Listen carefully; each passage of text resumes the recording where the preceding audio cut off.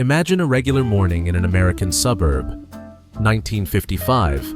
A quiet street, neat houses, lawns trimmed so evenly they look measured with a ruler. Inside one of those homes, the kitchen is already awake. The toaster clicks. A radio hums softly in the background. A cup is placed on the table with the short sound of porcelain. No rush. Everything is running on schedule. An American home of the 1950s is remembered not for its architecture, it's remembered for its objects.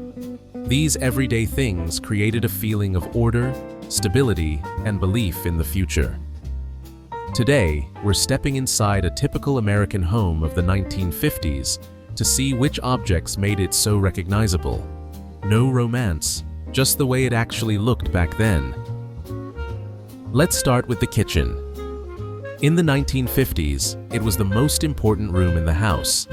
The first thing you notice is the appliances.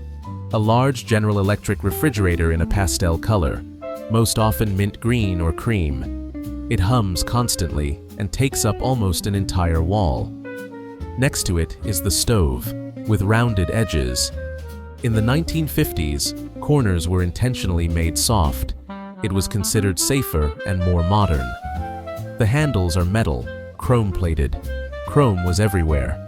The countertops are made of Formica, smooth, glossy, sometimes patterned, easy to clean, and presented as a symbol of progress.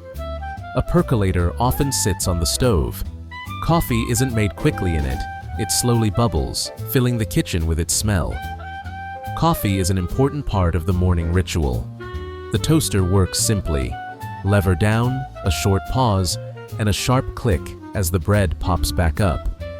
That sound is familiar from almost any archival footage. On the counter or in a cabinet, there's a mixer with a large metal bowl. It's heavy, loud, and looks reliable. Homemakers often showed off these mixers in television commercials. Kitchen storage is a source of pride. Tupperware containers seal tightly with a distinctive snap. In the 1950s, this was new technology, and people genuinely bragged about it. On the wall, there's a clock in the atomic age style. Starbursts, unusual hands, asymmetry. Even clocks were expected to look modern. The floor is often tiled in a checkerboard pattern or covered with linoleum. Near the table are stools with vinyl seats, cold to the touch, but practical. Simple curtains hang in the window. Inside the cabinets, a metal bread box, a cookie tin, jars of spices. Sometimes glass milk bottles stand near the door. Milk was delivered directly to the house. A 1950s kitchen isn't cozy in the modern sense. It's about order, technology, and the feeling that life is under control. After the kitchen, we move into the living room. This is the most public room in a 1950s home. It's where guests are welcomed, where evenings are spent, and where the object that changes everything is placed: the television. A 1950s television is large and heavy, set in a wooden cabinet. It's not flat and not light. It isn't moved around casually. The screen comes on slowly, first a dot, then the picture. When the television is on, the family gathers around it. They watch the news, entertainment shows, and commercials. The television becomes the center of the room, and the center of attention. In front of it sits a coffee table, low, with thin legs. On top, you often see magazines like Life or the Saturday Evening Post. Nearby, there's an ashtray. Smoking in the living room was completely normal at the time. The lighting in the room is soft. A floor lamp with a fabric shade gives off a warm yellow glow. It's not bright, it creates a calm evening atmosphere. On the floor, there's a rug with a geometric pattern. Geometry is very popular in the 1950s. Circles, lines, asymmetry. All of it reflects the atomic age and a belief in science. In one corner, there's often a record player. Records are taken out of paper sleeves and handled carefully by the edges. The needle drops, there's a brief crackle, and only then the music begins. It might be jazz, it might be early rock and roll. The music isn't loud, it plays in the background. Against the wall, there's a cabinet or display case. Inside are dish sets, glasses, and souvenirs. These are items not used every day, but shown to guests. On the wall, there's a clock, often in a space-age design style. Starbursts, rays, unusual shapes. Even ordinary objects were meant to suggest the future. One sound stands out in the living room: the telephone, a rotary phone. To dial a number, you turn the dial and wait as it clicks back into place. The ring is loud and sharp. When it rings, everyone in the room hears it. A phone call is an event. Near the phone, you often see family photographs, black and white in simple frames, weddings, children, holidays. Sometimes there's a rolling bar cart in the living room, a sign of comfort and adult life. Cocktails, ice, glassware, all part of the image of a successful home. The living room of the 1950s is where the home presents itself to the world, where technology, design, and everyday life come together in one space.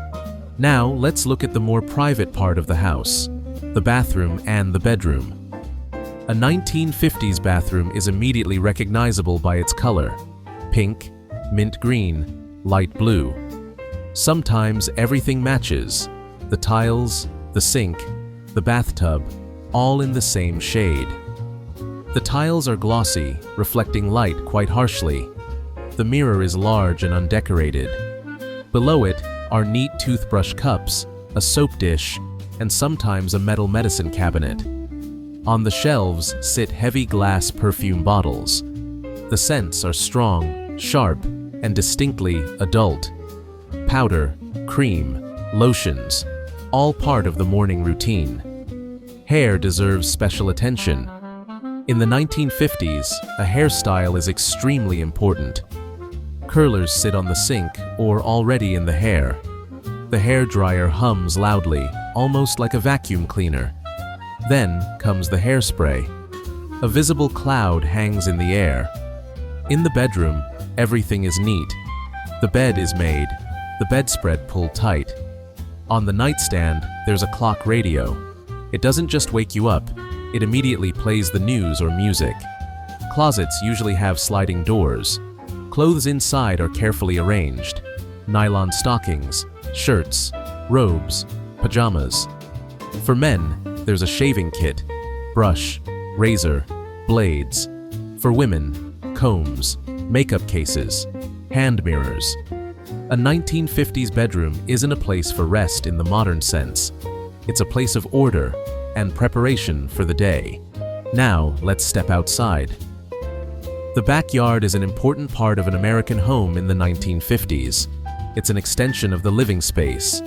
The lawn is neatly trimmed. The lawnmower is loud, leaving behind the smell of gasoline and fresh-cut grass. Folding lawn chairs are set up in the yard. On weekends, the family gathers here. A barbecue grill is almost a required feature. The lid is lifted, smoke rises, and you hear conversation and laughter. Lemonade is poured into plastic cups. Children run around the yard. Some ride bicycles. Others play with the garden hose, splashing water everywhere. Pink flamingos are often placed on the lawn. Today they may look strange, but at the time they were considered a fashionable decoration. A mailbox stands by the road. It's checked every day, waiting for letters and bills. And of course, the car. Large, shiny, parked in the driveway or in the garage. Often it's a Cadillac, a symbol of success and prosperity. The house, the yard, the garage, and the car together form what was known as the Suburban Dream. All of these things are ordinary on their own, but together they create a sense of stability. A home of the 1950s is a world where everything has its place, where technology promises to make life easier, where design points toward the future. That's why we still return to these images today. Not out of nostalgia for the past, but for the feeling of order and confidence they represent. Now tell us in the comments, which detail of a 1950s home feels the most recognizable to you? The kitchen, the television, the bathroom, or the backyard? And if you'd like to see more, leave a like and tell us which era you want to explore next.